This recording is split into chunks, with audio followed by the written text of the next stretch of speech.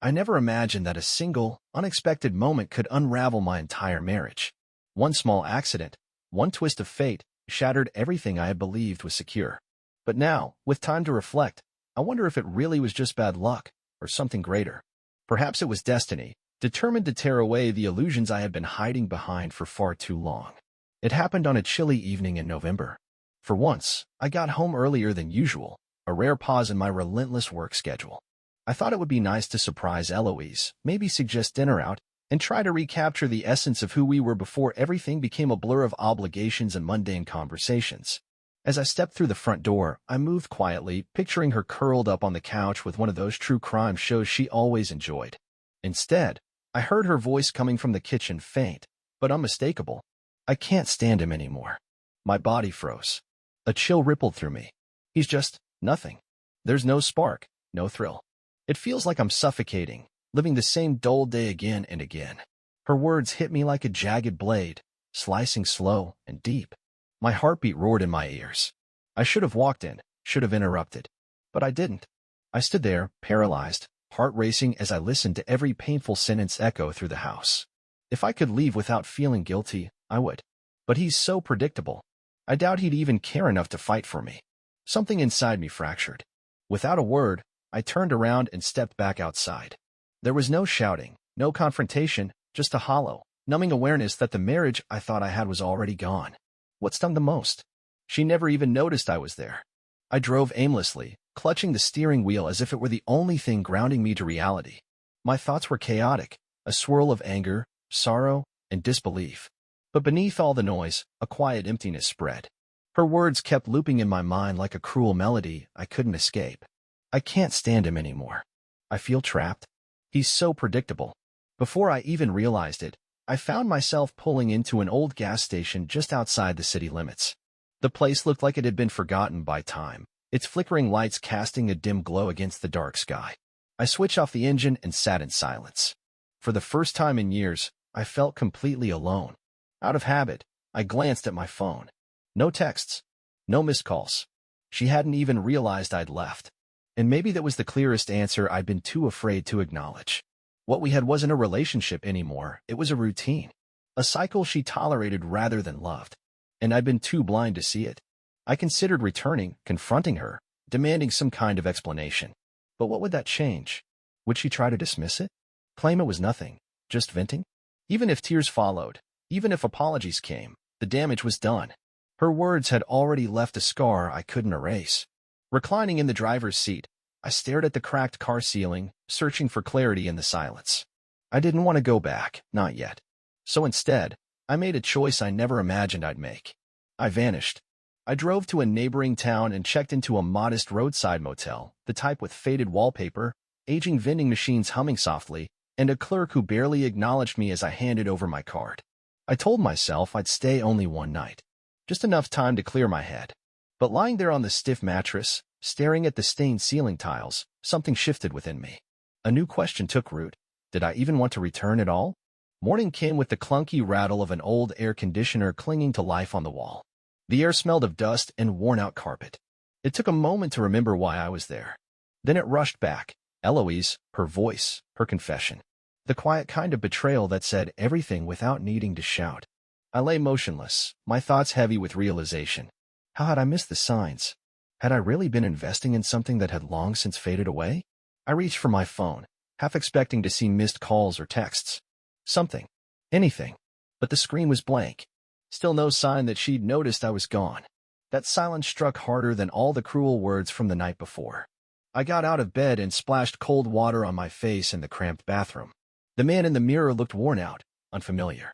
It was strange seeing yourself and wondering who you are when the person you've spent years building your life with no longer needs you. I grabbed my keys and walked out. I had no destination in mind, just a desperate urge not to go back. The idea of facing her again, pretending like I hadn't heard the truth, made my stomach twist. So I kept driving, for the first time in years, guided only by instinct and no fixed plan.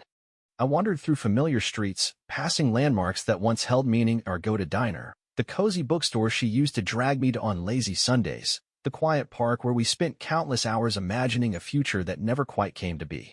That dream had dissolved long before I admitted it to myself. Eventually, my feet brought me to a quiet cafe on the town's edge, a place I'd never visited before. It looked like something out of an old film, timeless, untouched by the rush of change.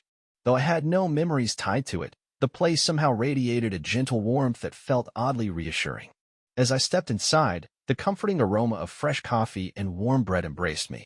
It was almost like a hug I hadn't realized I needed. The cafe was nearly empty, except for a waitress gently wiping down a table near the large window. When she looked up, she offered a smile, not the kind people wear out of politeness, but something real, something kind. That simple gesture struck me more than I expected. I slid into a seat at the counter, and she approached with a menu in hand. "You look like you could use something strong," she said, already pouring a hot cup of coffee before I even managed a word. Running my fingers through my hair, I nodded. Yeah, I guess I could. For the first time since I stepped out of my house, I didn't feel entirely adrift. The coffee scalded my tongue on the first sip, but the burn was welcome. It anchored me, reminded me that I was still here, still breathing, still capable of feeling something, anything, even after everything that had unfolded the night before. Her name tag read Della. She gave me a thoughtful look as if searching for the right words. Maybe she noticed the weight I carried, the exhaustion etched into my expression, the kind that comes from being blindsided by life. "Rough night?" she asked gently, her tone light but sincere. I let out a short, dry chuckle. "Yeah, something along those lines." She didn't push, just offered a small nod before placing a plate of toast in front of me. "On the house. You look like you need it." There was no use arguing. My stomach twisted the moment food appeared, as if only now realizing how long it had been neglected. I forced a few bites down, though my mind was too entangled to focus on the taste or even the act of eating. My phone sat untouched on the counter, screen down. I hadn't turned it on since walking out, and I wasn't even sure why. Maybe deep down, I already knew there'd be nothing waiting. No missed calls. No desperate texts. No questions from Eloise about where I was or why I hadn't come home. The silence from her didn't enrage me. It clarified something I had been too afraid to admit. For 10 years, I believed we were building a life together, part of something lasting. But I was just filling space in her world, a piece she had outgrown but hadn't bothered to remove. And the most painful part? I allowed it. I ignored the signs, her distant eyes, her mechanical affection, the way she no longer reached for my hand during walks. How long had she felt disconnected? Months? Years? Longer? I'd been living among the wreckage of something that had already crumbled. Another sip of coffee, this time gripped more tightly, kept me grounded. Della returned quietly, refilling my cup without being asked. "You sticking around for a while?" she asked casually, tapping her nails on the counter. Her question caught me off guard. I hadn't even considered my next step. Was I going home? Did I have a destination at all? "I don't know," I admitted, surprising even myself with the honesty. She gave a half-smile. "Well, if you need a spot to think, mornings are pretty quiet around here. Not a bad place to clear your head." Thinking that was all I had done since the previous night, and yet answers remained out of reach. I turned toward the window, watching the early morning sky shift into shades of rose and gold. It looked like a different world. Maybe it always had been, and I just hadn't seen it through the fog of a life that no longer felt like mine. Perhaps I wasn't ready to confront Eloise. Maybe, for once, I needed to put myself first. So I nodded. "Yeah, maybe I'll stay a little while." Della grinned. "Smart choice." And so I stayed. Not just that morning, but the next one too. I didn't have a plan. I wasn't following any schedule. For the first time in what felt like forever, there were no expectations pressing down on me. Just the soft murmur of a sleepy cafe, an endless stream of coffee, and a name that no longer seemed to fit. Mine. I kept avoiding my phone as long as I could. It weighed heavy in my pocket, a silent reminder of the life I'd walked away from. Eventually, though, curiosity wore me down. I turned it on. A single missed call popped up right away. My breath caught for a moment, until I saw who it was from. Not Eloise. Just a coworker, likely wondering why I hadn't shown up at the office. No texts.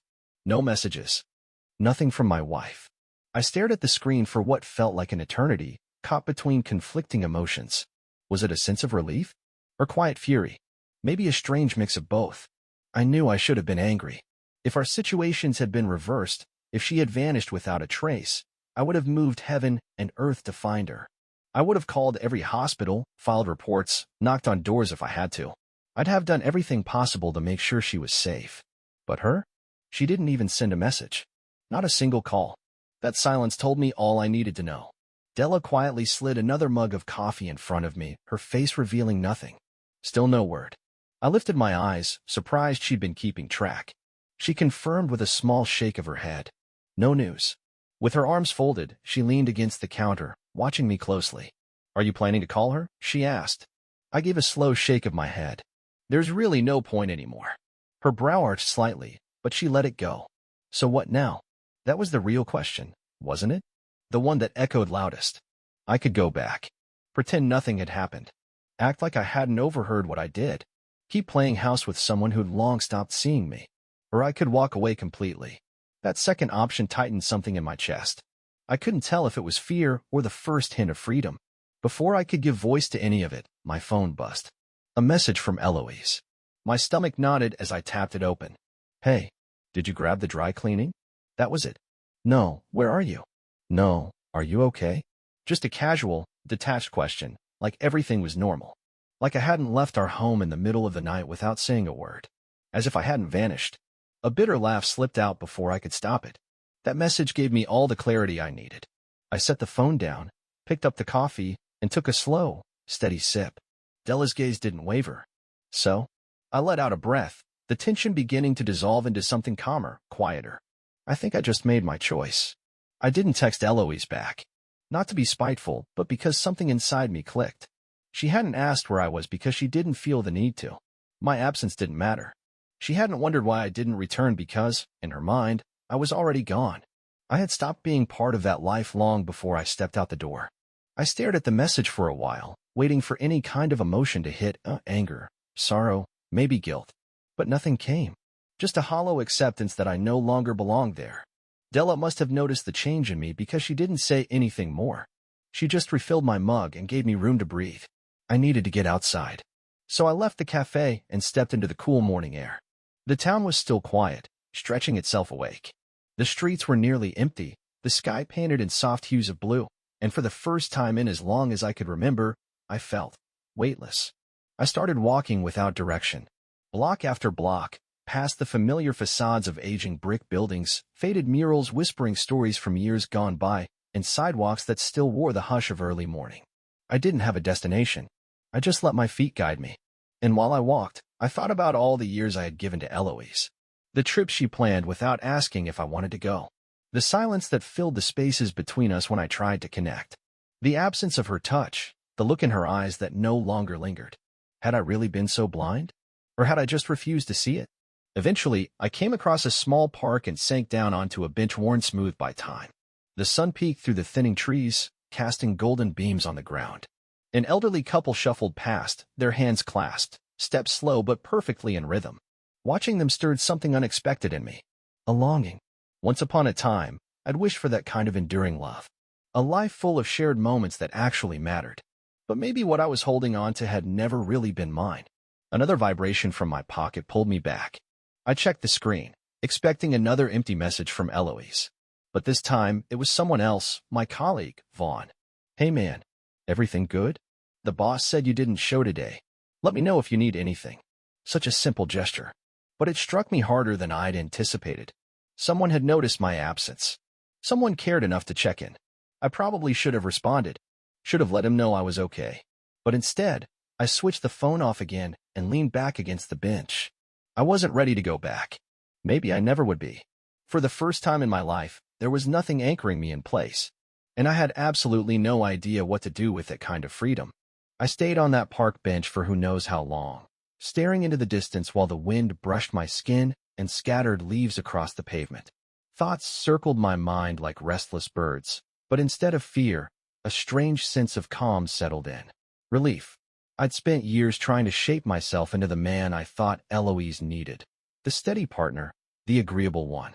The man who never complained when she changed the rules, who quietly accepted the growing distance. I had convinced myself that this was love, the ability to compromise, to be patient, to always understand. But the truth was, I had shrunk myself down to fit into a life that didn't have space for all of me. Now, all that remained was a man sitting alone on a park bench, with nowhere left to go. A gust of wind rustled the branches above, and golden leaves danced across the ground. It should have been a beautiful sight, Instead, it only reminded me of all the little moments I had missed in my own life. How many evenings had I let pass unnoticed, buried in work, trying to please a wife who barely acknowledged my presence? How many moments had I silenced my emotions, faking contentment just to avoid another argument? Had genuine happiness ever really been part of my life? I closed my eyes, allowing those thoughts to settle deep within. I'd spent years chasing the illusion of a perfect marriage while turning a blind eye to the truth that it had been unraveling for a long time. Perhaps this wasn't a collapse, but a fresh start, a chance to begin again. My phone buzzed in my pocket, and this time, I didn't ignore it. I made myself look. "Eloise, are you coming home soon?" That was all. No concern, no warmth, no curiosity about where I was or why. Just a cold, routine check-in. She wasn't wondering if I was okay. She just needed to know if dinner should be made. Something inside me cracked wide open. I shot to my feet, the bench groaning beneath the sudden motion. I had to move. I couldn't stay still any longer. I shoved the phone back into my pocket and started walking, driven not by a destination, but by the desperate need to escape the life I was leaving behind. This time, I refused to fall into the same old rhythm. I walked endlessly, down unfamiliar streets lined with houses that held strangers and stories I'd never know. With every step, layers of who I used to be began to fall away. Habits I'd outgrown, fears I'd long carried, versions of myself I no longer recognized. Still, the weight of Eloise's last message lingered like a stone in my pocket. "Are you coming home soon?" Such an ordinary question, yet it spoke volumes. It wasn't love that prompted it. It wasn't concern. It was a reminder of the pattern, her expectation that I'd return, like I always did. Predictable, dutiful, invisible. I pulled out my phone again and stared at her words, feeling the deep fatigue settle in my bones. Then, without hesitation, I typed a response. "Me? No, I'm not." I pressed send before doubt had a chance to creep in. Then, I blocked her number. And in that instant, something shifted. The air seemed easier to breathe. My chest felt lighter, like I had finally exhaled after years of holding it all in. I wasn't tethered to Eloise anymore. I belonged to myself now. Eventually, I found myself back at the quiet little cafe where everything had begun to change. Della was still there, cleaning the counter, and when she noticed me, one eyebrow lifted in surprise. Well, thought you might have left for good," she said playfully, placing a cup of coffee in front of me without asking. I let out a soft laugh, shaking my head. "Not just yet." She looked me over for a moment, something perceptive in her eyes. "You look different." I took a sip, the warmth of the drink spreading through me. "Yeah," I replied softly. "I think I am." For the first time in what felt like forever, I wasn't searching for direction. I had found it. I was finally free.